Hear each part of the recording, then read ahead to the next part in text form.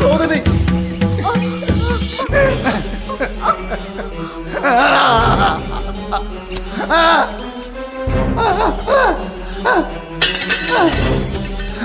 ஐயோ சுவாமி, என்னை மன்னித்து விடுங்கள் சுவாமி, என்னை மன்னித்து விடுங்கள். என்னை சுவாமி,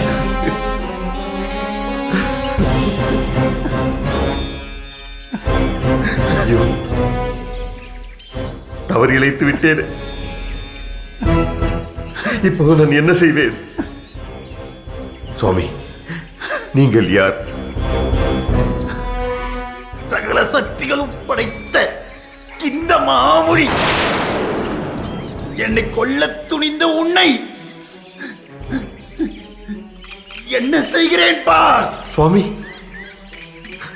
அவசரப்பட்டு என்னை தண்டித்து விடாதீர்கள். இது நான் தெரியாமல் செய்த பிழை. என்னை மன்னித்து விடுங்கள் சுவாமி. மன்னிப்பா? நீ செய்த பாவத்தின் பலனை அனுபவித்தே தீர வேண்டும். சுவாமி, சுவாமி, நான் அம்பை குறிவைத்த பொழுது என் கண்களுக்கு ஒரே மான் மட்டும்தான் புலப்பட்டது. துணைமான் என் கண்களுக்கு புலப்படவில்லை.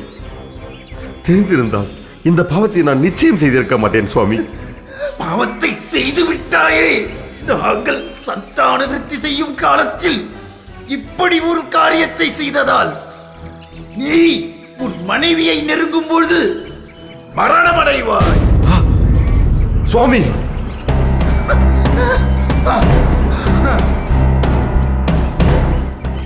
பாவத்தை செய்து விட்டாயே. என் சாபம் பலித்தே தீரும்.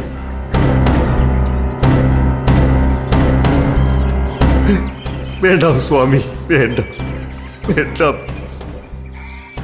இந்த சாபம் வேண்டாம் சுவாமி, இந்த சாபம் வேண்டாம். இந்த சாபம் வேண்டாம். என் சாபம் பலித்தே தீரும். என் சாபம் பலித்தே தீரும். பலித்தே தீரும்.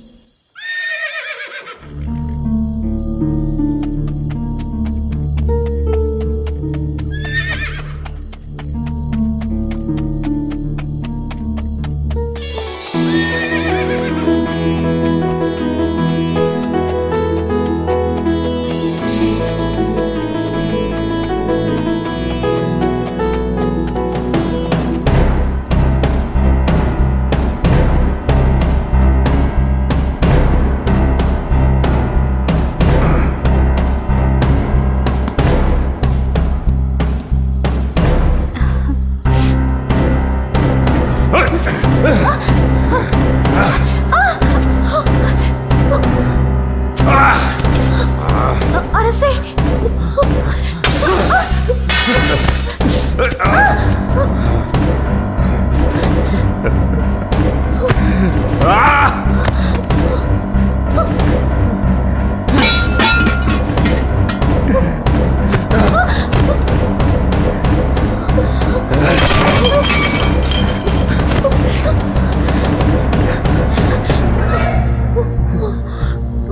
அரசே,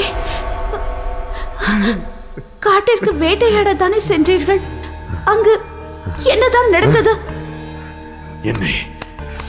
என்னை நானே வேட்டையாடிக் கொண்டேன். என்ன சொல்கிறீர்கள்?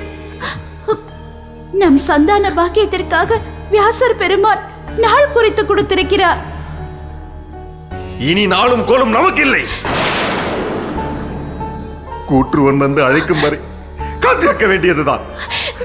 அரசே, என்ன நடந்தது? ஏன் இந்த அழுகை? உலகையே வெற்றி கொண்ட நீங்கள் இப்படி கலங்கலாமா? இனி அழுவதை தவிர வேறு வழி இல்லை குந்தி. நான் செய்த பாவத்திற்கு கண்ணீர் விட்டு அழத்தான் வேண்டும், அழத்தான் வேண்டும். நீங்கள் பாவம் செய்தீர்களா? என்ன சொல்கிறீர்கள்? எங்களுக்கு ஒன்றும் விளங்கவில்லை. நம் வாழ்வில் நடக்கக்கூடாததெல்லாம் நடந்து விட்டது. இனி அதை சொல்லி என்ன பயன்? உங்கள் துக்கத்தில் எங்களுக்கு பங்கு இல்லையா? தயவு செய்து நடந்ததை சொல்லுங்கள். வேட்டையாடச் சென்ற இடத்தில் மானை கொன்று விட்டேன்.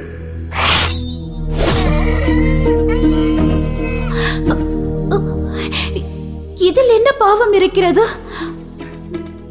நான் கொன்றது மானை அல்ல, மான் உருவில் தன் துணையோடு இன்புற்றிருந்த கிந்த மாமுடியை. ஐயோ, ஐயோ, என்ன சொல்கிறீர்கள்? இனி நமக்கு வாரிசுகளே பிறக்கப் போவதில்லை. நான் உங்களுக்கு கணவனாக வாழ தகுதியற்றவன். எல்லாம் நான் செய்த பாவத்தின் பலன். இனி நான் வாழ்வதே வீண். மன்னரே, இன்னொரு முறை அவ்வாறு கோரி எங்கள் இதயத்தை கிழித்து விடாதீர்கள். உடலுறவு மட்டும்தானா வாழ்க்கை? உங்கள் அருகில் வாழும் கொடுப்பனையே எங்களுக்கு போதும். மனதை தளர விடாதீர்கள். நான் செய்த பாவம் எனக்கு தண்டனை கிடைத்தது. எந்த பாவமும் அறியாத உங்களையும் ஏன் இந்த சாபம் பாதிக்க வேண்டும்?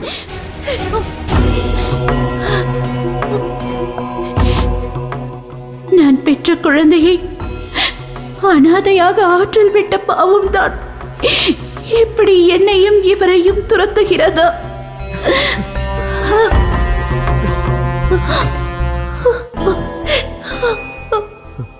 அரசே, உங்கள் காலடியில் வாழ்ந்து கிடப்பதே எங்களுக்கு சொர்க்கம். இதில் கவலைப்பட ஏதுமில்லை. நீங்கள் உயிரோடு திரும்பியதே எங்களுக்கு போதும். நடந்தது நடந்து விட்டது. மனதை திடப்படுத்திக் கொள்ளுங்கள். நீங்கள் மனம் உடைந்தால் எங்களின் நிலை என்ன ஆகும்? யோசித்து பாருங்கள்.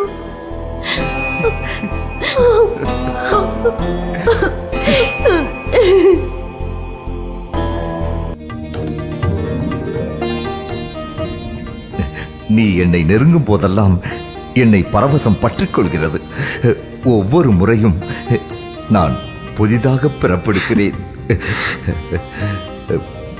நீங்கள் பிறப்பது இருக்கட்டும், நமக்கு ஒரு வாரிசு பிறக்க வேண்டாமா? அதற்காகத்தானே நாளும் கிழமையும் இந்த சிறப்பான ஏற்பாடுகள் எல்லாம் நடந்திருக்கின்றன. அத்தையும் தன் பேரன்களை காண துடித்துக் கொண்டிருக்கிறார். அவர்கள் மட்டுமல்ல, நானும் தான் துடித்துக் கொண்டிருக்கிறேன். இந்த அத்தினாபுரத்தை ஆளும் ஒரு ராஜகுமாரனை நீ எப்போது எனக்கு பெற்றுக் கொடுக்கப் போகிறாய்? ஒன்றல்ல, 100 ராஜகுமாரர்கள் இந்த அரண்மனையில் ஓடி விளையாடுவார்கள். அந்த காலம் வெகு தொலைவில் இல்லை. வியாசர் பெருமான் கொடுத்த வாக்கை மறந்து விட்டீர்களா? 100 என்ன, 1000 என்றாலும் எனக்கு சம்மதமே. ஆமாம், இருந்தாலும் உங்களுக்கு ஆசை அதிகம்தான்.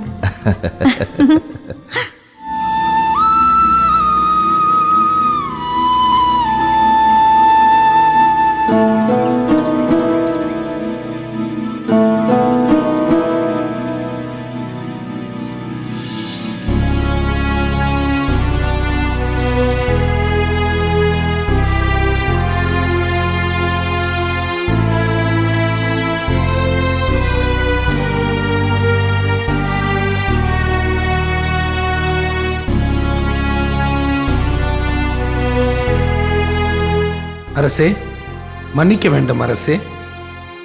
என்ன விஷயம்? இப்படியே மனம் சோர்ந்திருந்தால் எப்படி? சோர்வடையாமல் இருந்தால் மட்டும் என்னாகப் போகிறது? நடந்தது நடந்தாகிவிட்டது. இனி நடக்கப் போவதை பற்றி யோசிக்கலாமே. எல்லாம் நடந்து முடிந்து விட்டது. இனி நான் கட்டையேறும் காலத்திற்காக காத்திருக்க வேண்டியதுதான். அரசே, என்ன இது? நீங்கள் இப்படி மனம் வெறுத்து பேசலாமா?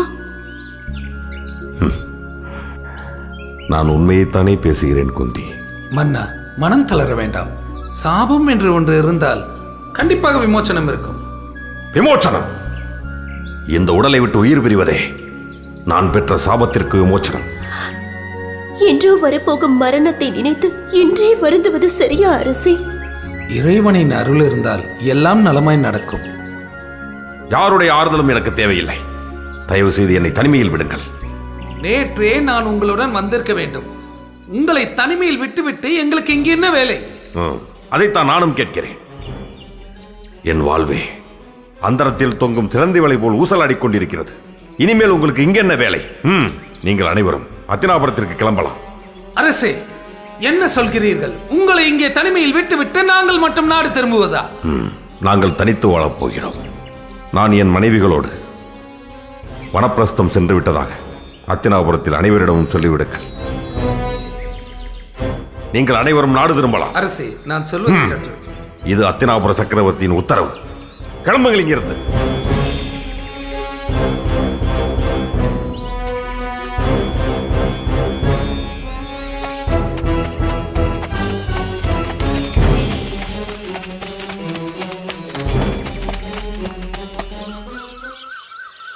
சிறு வயதில் நானும் பாண்டுவும் வேட்டையாட காட்டிற்கு சென்றிருந்தோம். அப்பொழுது திடீரென்று புலி வருகிறது என்ற குரல் கேட்டது. என்ன செய்தீர்கள்? எடுத்தோம் பாருங்கள் ஓட்டம். காற்றை விட வேகமாக ஓடினோம். தம்பியையும் மறந்து பாண்டு எவ்வளவு வேகமாக ஓடினார் தெரியுமா? சிறிது தூரம் ஓடி நானும் களைத்து நின்று விட்டேன். திரும்பி பார்த்தால் குதிரையில் ஒருவன் வந்து கொண்டிருந்தான். புலி எங்கே?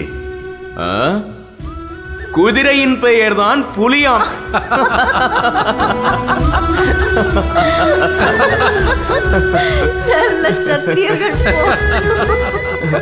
வெளியே சொல்லிவிடாதீர்கள், மானம் போய்விடப் போகிறது.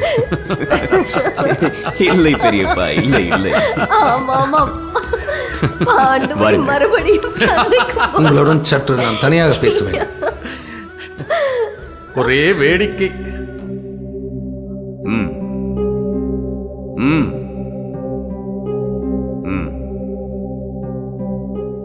வணக்கம் ராஜமாதா. வணக்கம் பிதாமகரே. பாண்டு மன்னர் காட்டிற்கு வேட்டையாட சென்றிருந்த பொழுது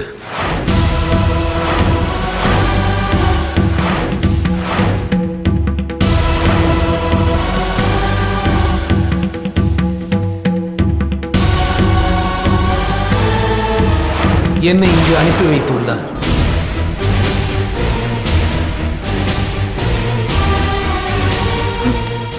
பீஷ்மா, என்ன இது?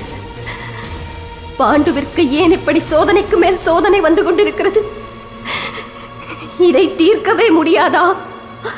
ஐயோ, நான் என் பேரனை உடனே காண வேண்டும். என்னை காட்டி அழைத்துச் செல்லுங்கள். அவசரப்படாதீர்கள். நாம் சென்று பார்ப்பதால் நடந்ததை மறுபடியும் மாற்றி அமைக்க முடியுமா? அப்படியானால் பாண்டுவிற்கு 5 பிள்ளைகள் பிறக்கும் என என் மகன் வியாசன் கூறிய வாக்கு பொய்யா? அப்படியானால் இந்த சாபம் பலித்து விடுமா? பலித்து விடுமா? இல்லை ராஜமாதா, கலங்காதீர்கள். இந்த சாபத்திற்கு நிச்சயமாக விமோசனம் இருக்கும். வியாசர் பெருமானின் வாக்கு தெய்வ வாக்கல்லவா? உண்மைதான், உண்மைதான். நிச்சயம் நல்லதே நடக்கும். உடனே யுகபோதரை அழைத்து இந்த சாபத்திற்கு சாந்தி செய்ய சொல்லுவோம். ஆம் ராஜமாதா, கலங்காதீர்கள்.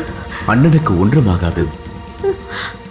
காட்டிற்கு சென்று சாபம் வாங்கவா உன்னை வளர்த்து ஆளாக்கினேன்?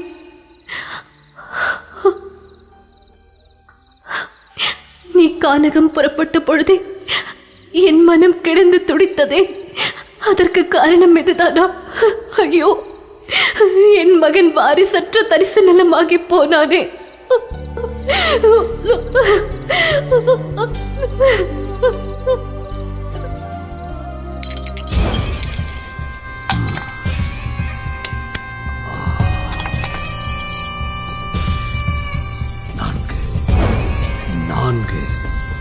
4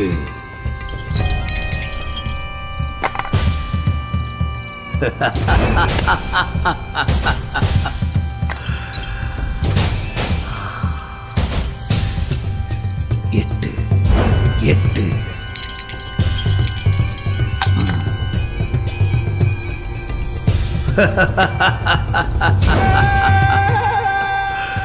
நான் சொன்ன பேச்சை கேட்கிறது. இளவரசே, பாண்டுவின் தளபதி ஏதோ திருதராஷ்டனை பார்த்து செய்தி சொல்ல வந்தார். நான் உங்களிடம் அழைத்து வந்திருக்கிறேன். வாருங்கள். வணக்கம் இளவரசர் அவர்களே. வணக்கம். ஒரு சோகமான செய்தியுடன் வந்துள்ளேன். என்ன? பாண்டு மன்னர் காட்டிற்கு வேட்டையாடச் சென்றிருந்த பொழுது அவர் புள்ளிமான் மீது அம்பு எய்தார். அது புள்ளிமான் அல்ல, கிந்தமா மாமுனி என்று பின்புதான் தெரிந்தது. மன்னரின் இச்செயலை கண்ட கடும் கோபமுற்ற அந்த மாமுனிவர் மன்னருக்கு புத்திர பாக்கியமே இல்லாமல் போகட்டும் என்று சாபமிட்டு விட்டார். இதனால் சோகமுற்ற பாண்டு மன்னர் எங்களை நாடு திரும்பிவிட உத்தரவிட்டார்.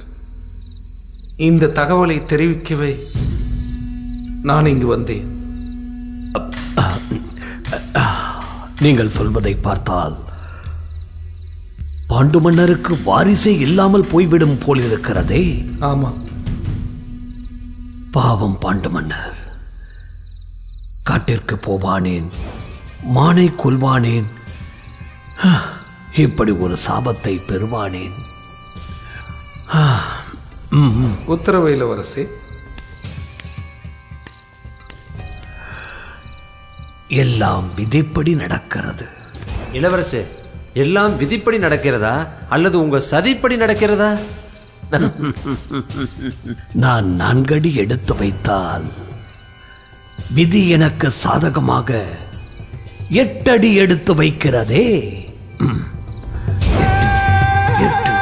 8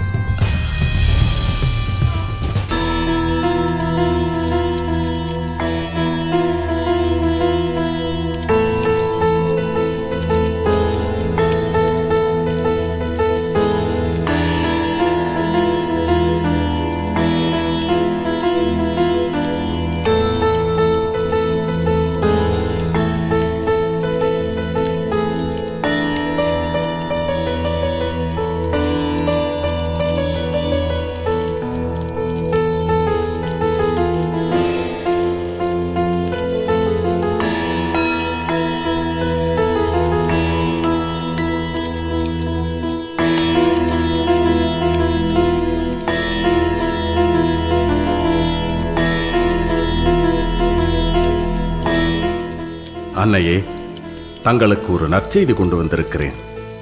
என்ன? திருதராஷ்டிரன் தந்தையாகப் போகிறான், நான் தாத்தாவாகப் போகிறேன், நீங்கள் கொள்ளுப்பாட்டியாகப் போகிறீர்கள். என்ன? காந்தாரி கர்ப்பமுற்றிருக்கிறாளா? ஆமன்னையே, இப்பொழுதுதான் ராஜவைத்தியர் என்னிடம் சொன்னார். நான் அதை தங்களிடம் சொல்வதற்காக வந்தேன்.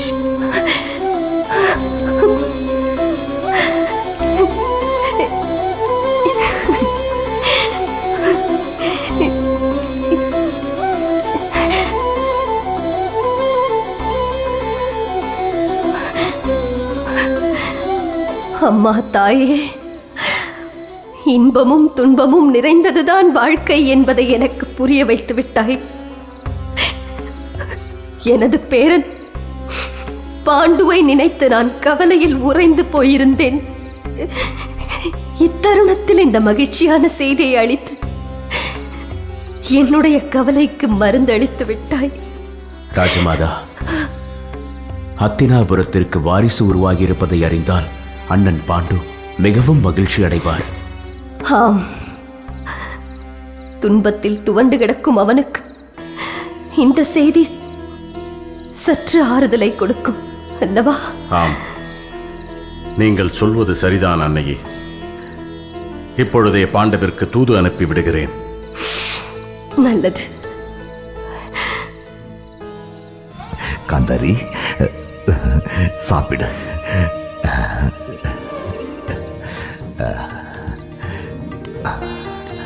அக்கா, மிக்க மகிழ்ச்சி.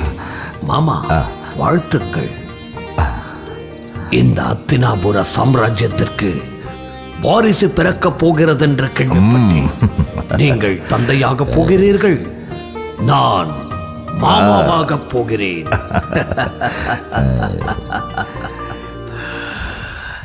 நேரமும் காலமும் நமக்கு சாதகமாக இருக்கிறது மாமா. நீங்கள் சக்கரவர்த்தியாகி இருக்கும் இந்த நேரத்தில் உங்களுக்கு வாரிசு பிறக்கப் போகிறது. அப்படி என்றால் என்ன அர்த்தம்? இனி நீங்கள் தான் இந்த அத்தினாபுரத்தின் நிரந்தர சக்கரவர்த்தி. வரும் காலத்திலும் உங்கள் வாரிசுகளே இந்த நாட்டை ஆள்வார்கள். சந்தோஷம் சகுனி, உன் வாக்கு அப்படியே படிக்கட்டும். வருகிறேன் சக்கரவர்த்தி அவர்களே. அக்கா, வருகிறேன். வருகிறேன் சக்கரவர்த்தியாரே. காந்தாரி, அத்தினாபுரத்தின் பட்டத்து அரசி நீதான் என்பதை இறுதியில் நிரூபித்து விட்டாய், இல்லையா காந்தாரி? தங்கள் தயவோடு. நாசுக்காக பேசுகிறாய். காரியத்தில் நீ கெட்டிக்காரிதான்.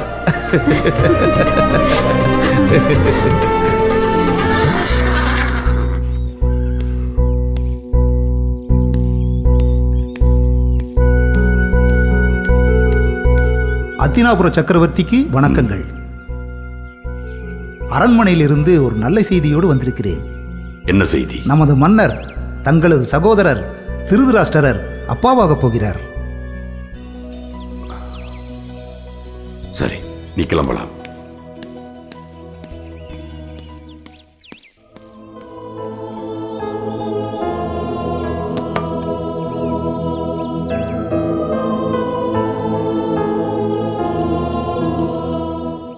அரசே, என்ன செய்தி அது?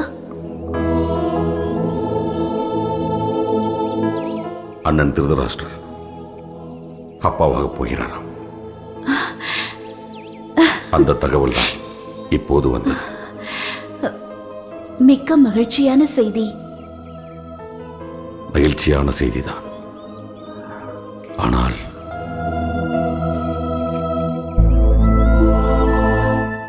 அரசே, என்ன ஆயிற்று?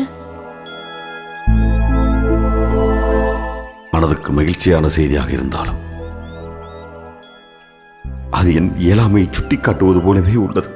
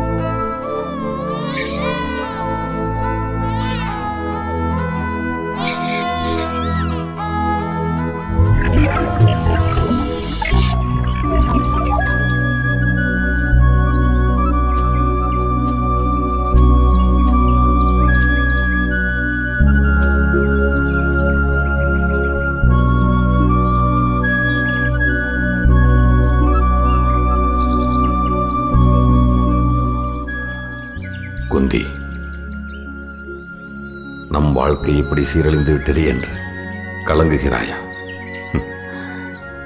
இந்த சாபம் பிடித்த பாண்டுவை நீ ஏன் சுயம்பரத்தில் தேர்ந்தெடுத்தாய்? ஐயோ, உங்களின் துயரம் பொறுக்க முடியாமல் தான் நான் அழுகிறேன். நேற்று அத்தினாபுரத்திலிருந்து ஓலை வந்ததும் நீங்கள் துடித்து போனீர்கள். ஆவேசமாக நீங்கள் காட்டை அழித்த காட்சி என்னை கொலை நடுங்க வைத்து விட்டது.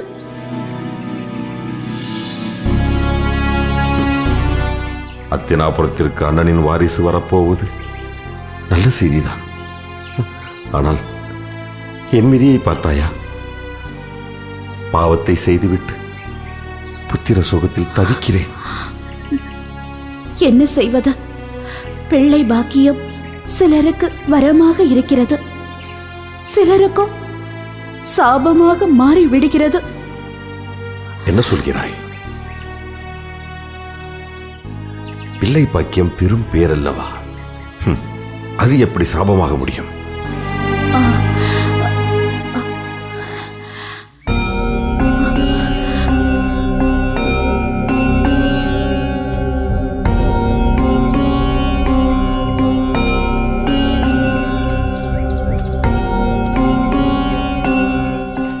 என்ன ஆயிற்று? என் தோழி ஒருத்திக்கு பிள்ளை வரமே சாபமாகி அவளை வருத்தி கொண்டிருக்கிறது. அதை வெளியில் சொல்ல முடியாமல் இதுவரை துடித்துக் கொண்டிருக்கிறாள். யார் அந்த தோழி? அவள் எதற்காக துடித்துக் கொண்டிருக்கிறாள்?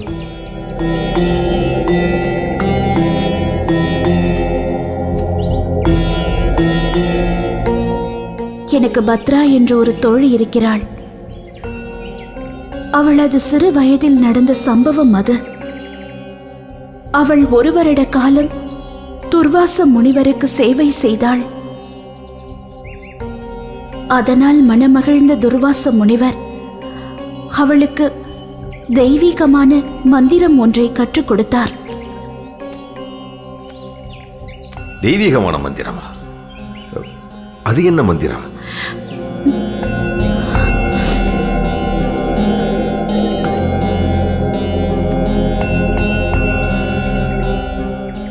எந்த தெய்வத்தை நினைத்து அந்த மந்திரத்தை உச்சரிக்கிறாளோ அந்த தெய்வத்தின் அருளால் உடனே குழந்தை பிறக்கும் என்பதே அந்த மந்திரத்தின் சக்தி.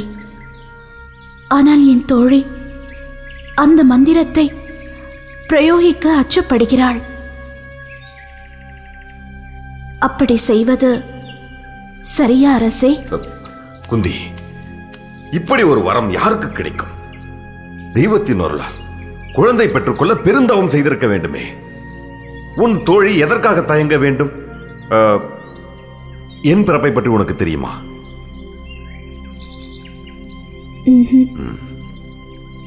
விசித்திர வீரியன் தான் என் தந்தை என்று உலகம் நினைத்துக் கொண்டிருக்கிறது. வியாசர் தான் எங்கள் தந்தை. திருதராஷ்டிரர், விதுரன், நாங்கள் மூவருமே வியாச பெருமானின் அருளால் பிறந்தவர்கள்.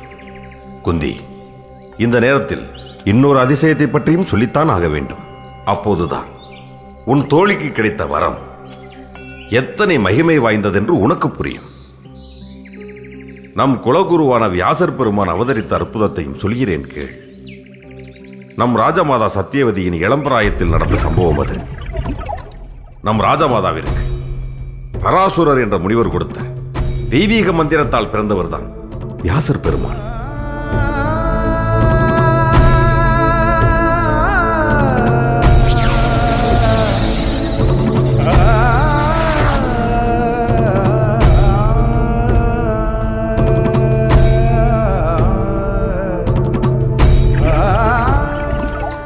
இப்படி ஒரு பாக்கியம் கிடைக்க உன் தோழி உண்மையில் கொடுத்து வைத்திருக்க வேண்டும். அரசே,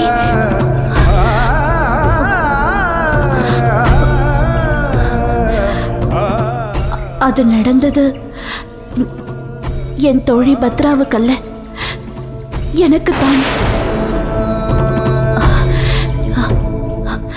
நான் சிறுமியாக இருந்தபோது துர்வாச முனிவர் மூலம் எனக்கு தெய்வத்தின் அருளால் குழந்தை பெறும் மந்திரம் கிட்டியது. உண்மையில் துர்வாசர் எனக்கு அருளிய மந்திரம் வரமா சாபமா என்று அறியாமல் இதுவரை தவித்துக் கொண்டிருந்தேன்.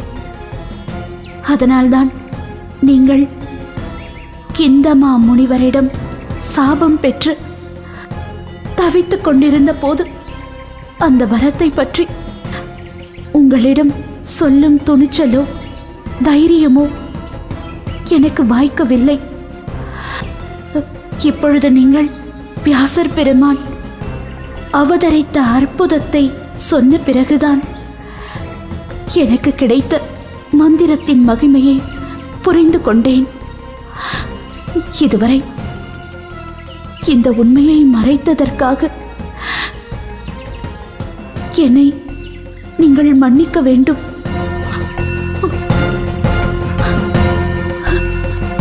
மன்னிப்பதா? மலை போல் இறுகி கிடந்த என் மனதை மலர் போல் மலரச் செய்து விட்டாயே குந்தி.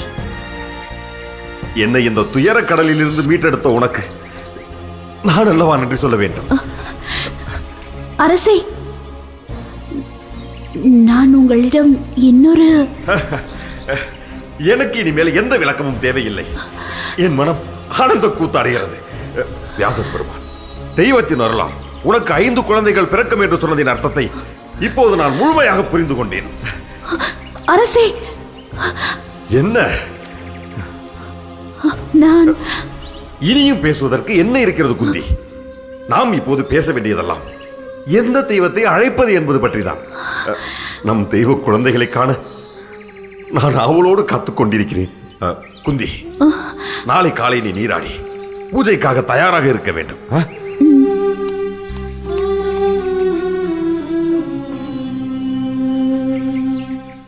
நான் என் மூத்த புதல்வனின் பிறப்பை பற்றி கூற நினைக்கிறேன். அவரோ அதை கேட்கும் மனநிலையில் இல்லை. இந்த ரகசியம் காக்கப்பட வேண்டும் என்பதே இறைவனின் சித்தமோ என்னவோ. துக்கத்தில் துவண்டு கிடந்த அவரது மனதில் இப்பொழுதுதான் மகிழ்ச்சி பொங்குகிறது. இப்பொழுது அவரது விருப்பத்தை நிறைவேற்றுவதுதான் எனக்கு முக்கியம்.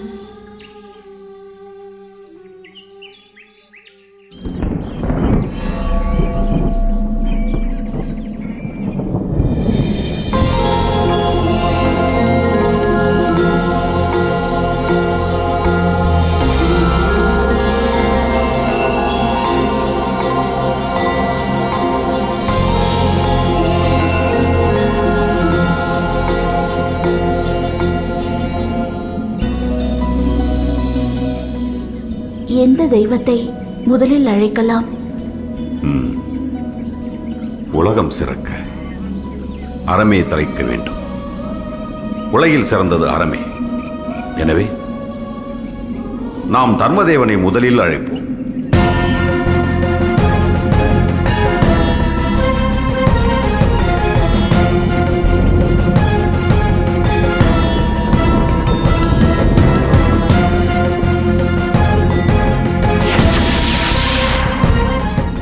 குந்தி,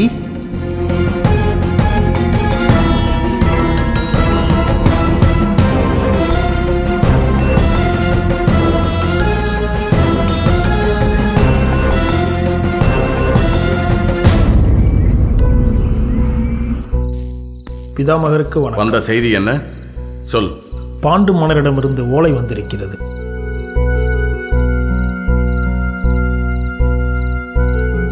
ஆஹா ஆஹா, சந்தோஷமான விஷயம். சென்று வா.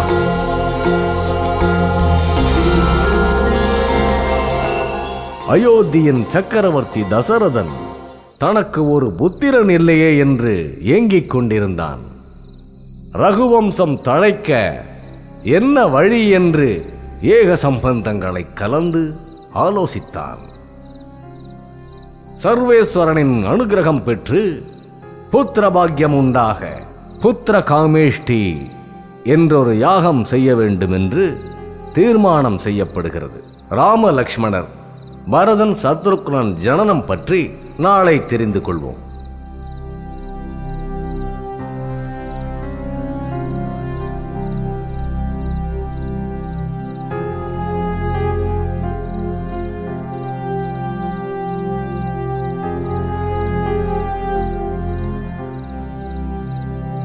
உலகத்திலேயே இனிமையான செய்தி ஒன்றை உங்கள் அனைவருக்காகவும் கொண்டு வந்திருக்கிறேன். அப்படி என்ன செய்தி பீஷ்மா? பாண்டு தந்தையாகப் போகின்றான். தர்மதேவனின் அருளால் குந்தி கருவுற்று இருக்கிறாள்.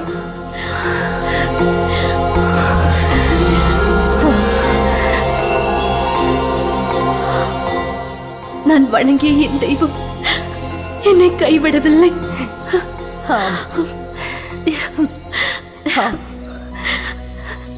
வெகு நாட்களாக என் மனதை துளைத்துக் கொண்டிருந்த வேதனை இன்றோடு ஒழிந்தது. அறத்தின் கடவுள் அத்தினாபுரத்தின் வாரிசா? மகிழ்ச்சி, மிக்க மகிழ்ச்சி.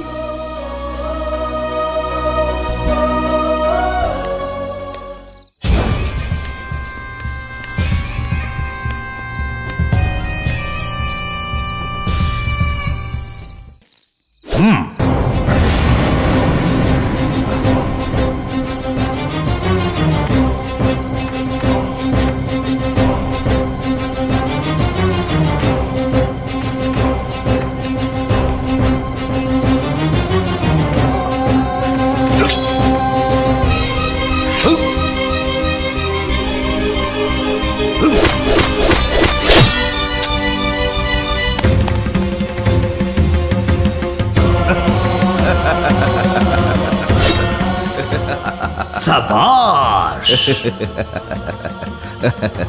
தாங்கள் சக்கரவர்த்தியாக பிறந்தவர் என்பதை உங்கள் ஒவ்வொரு செயலிலும் நிரூபித்து வருகிறீர்கள்.